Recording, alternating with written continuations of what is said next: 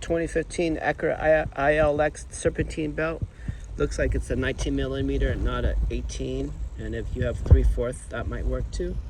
So I got a ratcheting 19 millimeter. Then I'm using a 15/16 to add leverage. And then if I wanted to, I can use an array of these other tools, like that one there, that's a 19 millimeter. And then I can add 3/8 extensions, and I can get a cheater bar. But it looks like it's already enough to come out, so you can see it.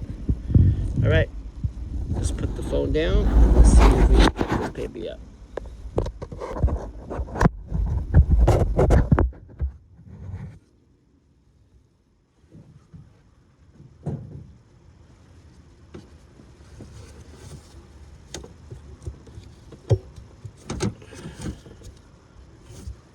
Okay, not too bad.